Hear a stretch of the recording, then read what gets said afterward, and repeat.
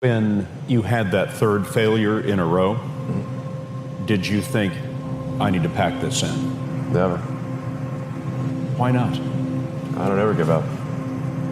I mean, I'd have to be dead or completely incapacitated. 8 weeks later, Musk bet the company on another flight. We have liftoff. And this time around, everything worked. Perfect. If that fourth launch hadn't worked, that would have been it. We would have not had the resources to mount a fifth. You couldn't have gone out at that point. Yes, death would have been, I think, inevitable because we did not have the resources to mount a fifth launch. Well, there's a ton of failures along the way, that's for sure. SpaceX is alive by the skin of its teeth, so is Tesla.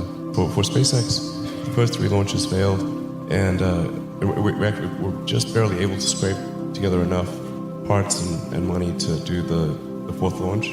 If that fourth launch had failed, we would have been dead. So multiple failures along the way. I tried very hard to get the right expertise in for SpaceX. I tried hard to find a great chief engineer for the rocket, but the good chief engineers wouldn't join, and the bad ones, well, there was no point in hiring them. So I ended up being chief engineer of the rocket. So if I could have found somebody better, then we would have maybe had less than 3 failures. When I was a kid, I was wondering kind of what's the meaning of life?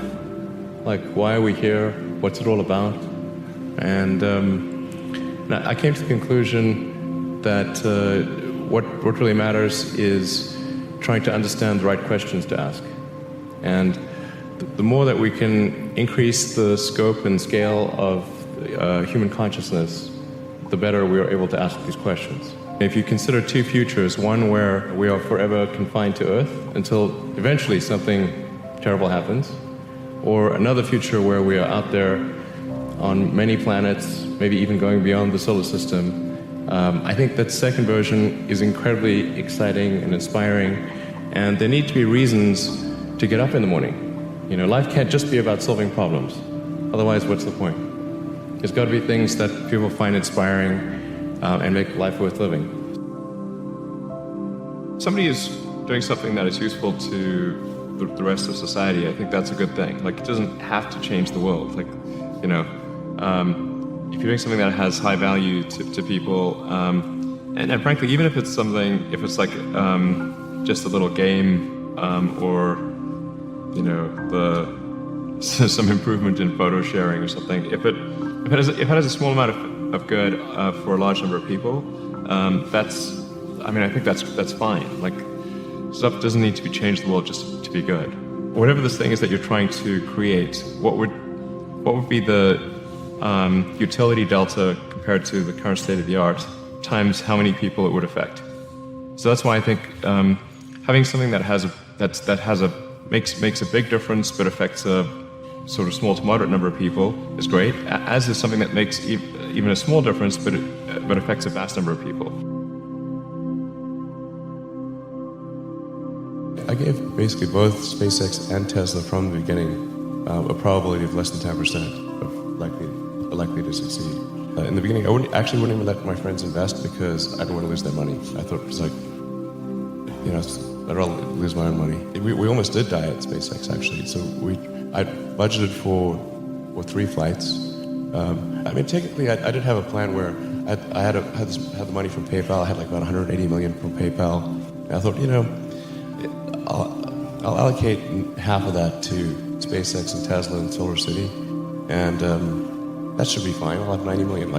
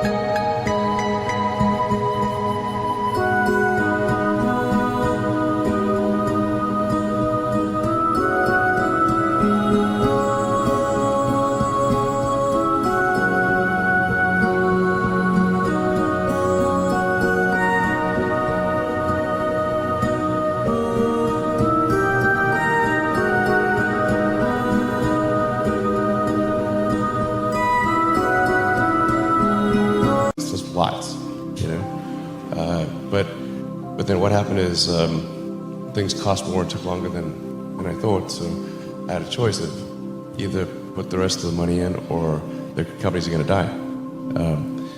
And it's like, so I ended up putting all the money in and borrowing money for rent from friends. Yeah, 2008, we had the third consecutive failure of the Falcon 1 rocket for SpaceX. Tesla almost went bankrupt. We closed our financing round 6 p.m. Christmas Eve, 2008. It was the last hour of the last day that it was possible. We would have gone bankrupt 2 days after Christmas otherwise. And I got divorced. That was like rough, man. Permanent scar tissue there. If things had just gone a little bit the other way, both companies would be dead. And I had, like, one of the most difficult choices I ever faced in life was in 2008. I think I had maybe $30 million left, or $30 or $40 million left in 2008. And I had two choices. I could put it all into one company, and then the other company would definitely die, or split it between the two companies. But if I split it between the two companies, then both might die. And when you put your blood, sweat, and tears into creating something, or building something, it's like a child.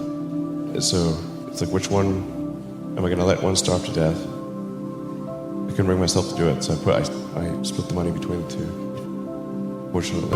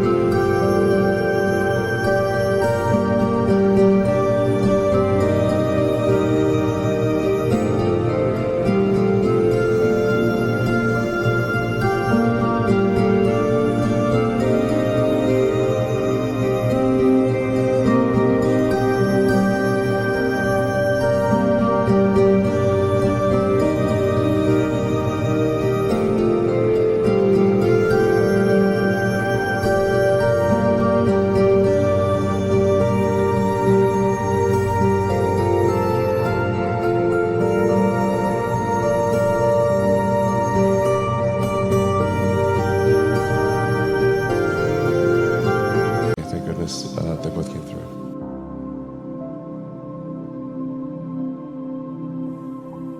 I feel fear quite strongly, but if what we're doing is, if what I'm doing is, I think, is important enough, then I just override the fear. Mm-hmm. So, but it's not as though I feel like more strongly than I would like. If the stakes are high, if it's really important, then I will overcome the fear and just do it anyway. Failure is not a big stigma. So it's like if you try hard and it doesn't work out, that's okay. Like you can learn from that and do another company, and it's not a big deal. There are people who've been in the rocketry business for decades who say about you that you don't know what you don't know. Well, I suppose that's true of anyone. How can anyone know what they don't know? Critics say you can't do this. Your answer to them is, we've done it. There are American heroes who don't like this idea. Neil Armstrong, Gene Cernan have both testified against commercial spaceflight and the way that you're developing it, and I wonder what you think of that. I was very sad to see that, because those guys are, those guys are heroes of mine, so it's really tough. I wish they would come and visit and see the hardware that we're doing here. And I think that would change their mind. They inspired you to do this, didn't they? Yes. And to see them casting stones in your direction. It's difficult. Did you expect them to cheer you on? So they're hoping they would. What are you trying to prove to them? What I'm trying to do is to make a significant difference in spaceflight and help make spaceflight accessible to almost anyone. And I would hope for as much support in that direction as we can receive.